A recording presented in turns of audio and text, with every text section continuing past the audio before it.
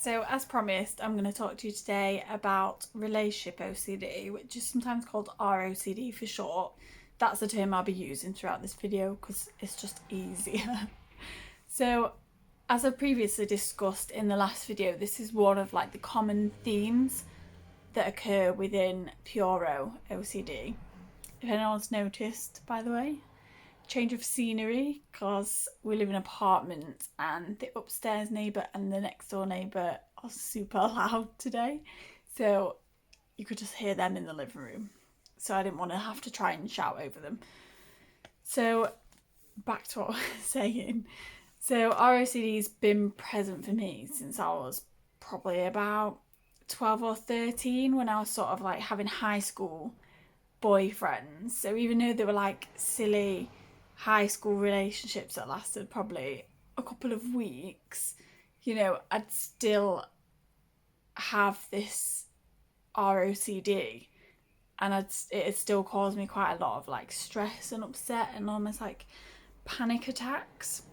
So basically with ROCD, it's obsessions and intrusive thoughts. So the same as what you get with pure OCD, but it's just about relationships.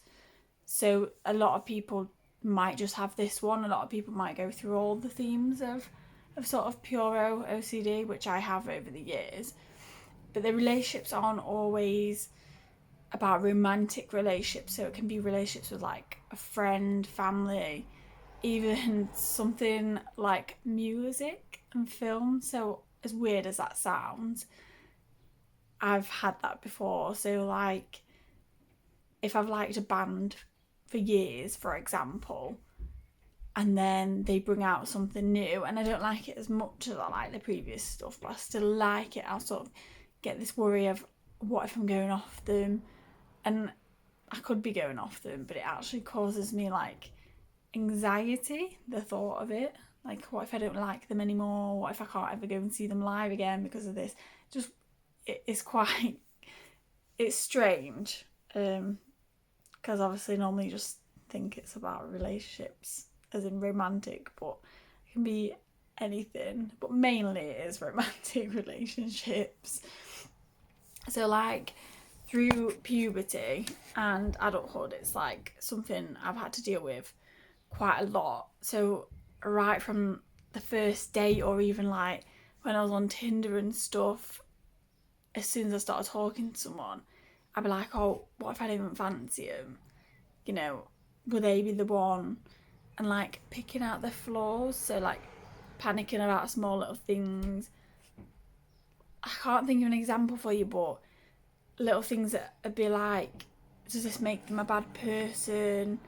Are they wrong for me? Are they too different from me? And I know that these are sort of normal thoughts in dating life, but they were to the extreme for me, where I'd think about them for hours and hours, and it would cause me a lot of anxiety. And then once a relationship's more serious, the thoughts are more sort of scary. So they're more what if I don't love him? What if I have feelings for an ex?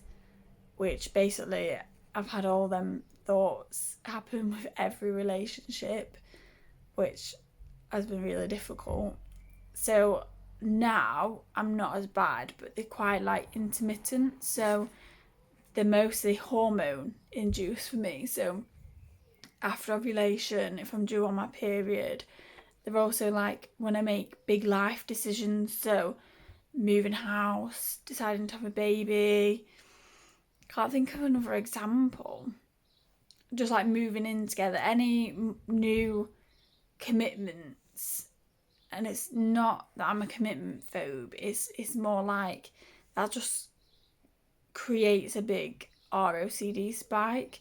So I thought I was on my own with that, but obviously I've looked on forums, looked online. Apparently a lot of people get spikes with either hormones or big life changes or events. So that helped a bit knowing that, because I can almost expect it now when something new is going to happen, a big life event.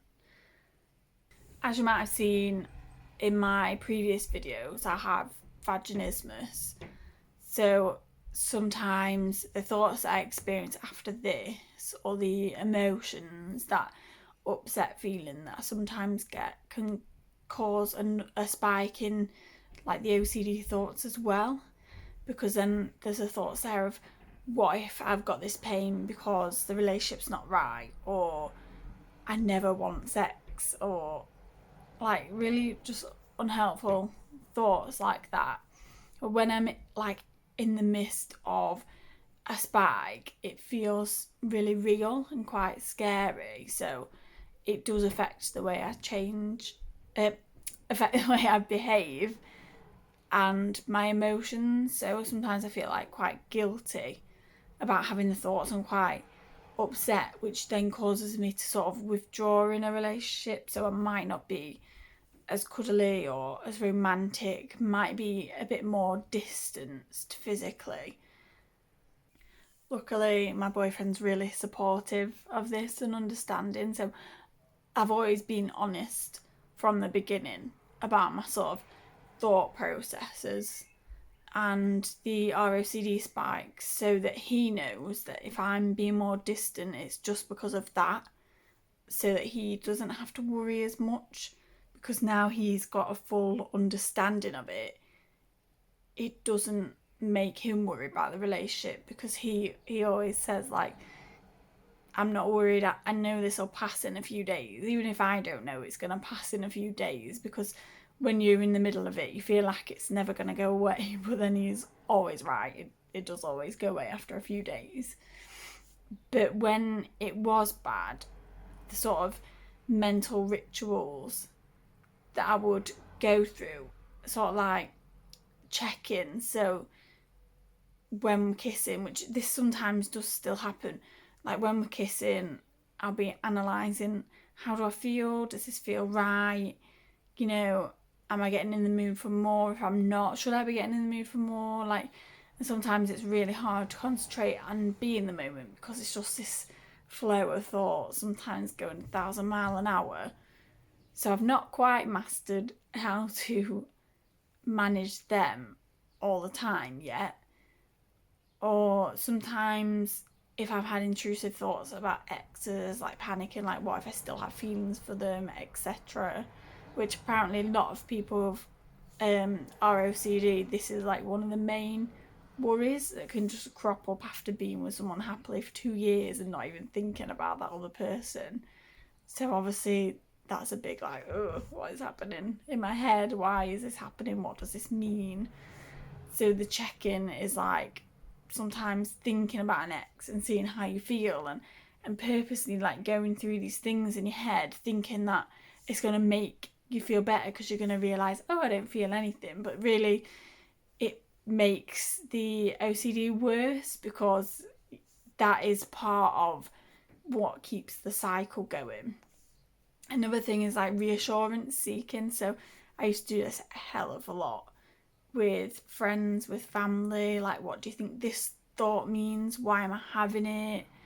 And then, as I mentioned before, they would tell me, and then I'd still ask another question and another, because like I said, it just keeps that cycle going. So you don't get your answer and that's it, your brain's stopped, it's all sorted. It just carries on and on and on. So this is a big one that I've cut out. And sometimes when I do get a spike, it's really hard to not go back in that routine of messaging someone about it. But my advice to anyone who's watching this, who's going through the same thing, don't. It's so hard, but you have to stop yourself, because I realise now it wasn't helping me at all. I thought it was, but it really wasn't. And I get over the spikes much more quickly now that I don't really talk to people about them. And then another thing that was, it was not a mental ritual. It could be seen as more a compulsion, but it's not. So that's like ending the relationship. So a few years back, this is sort of what I was doing when I was getting spikes. So I was with a guy where I would end my relationship with him like every week, even when nothing was wrong, and I had feelings for him and whatever, because all the anxiety that came with having these thoughts and all the guilt and all the worry, it was easier to take myself out of the relationship and be upset and hurt and miss that person than go through all this anxiety, because sometimes I'd sit there for like 6 hours a day just sat like that, just thinking or just texting for reassurance all the time, and I wasn't getting anything done. So to try and get rid of the anxiety, I got rid of the relationship, but then I'd end up back with them because then I'd miss them and did have feelings for them, so I wanted to see them, and it was just this horrible cycle over and over, which obviously isn't very nice for the person on the receiving end of it. So if any of you are watching this and you've clicked on the link because you're going through the same kind of thing, feel free to hit me up in the comments. I'm happy to give any advice of what I think, what's helped me, see if it might help you. If you just want to chat about it, tell me that you're going through the same thing, I'm fine for that. I'm happy to chat to whoever. So yeah, thank you for watching. See you soon. The next episode, I'm gonna be speaking about how sort of the OCD side of things can affect relationships, in the sense of, so not romantic relationships as such like we talked about today, but relationships with other people. So it might be like at work, friendships, that kind of thing. Right. Don't forget to like and subscribe, and hopefully see you soon.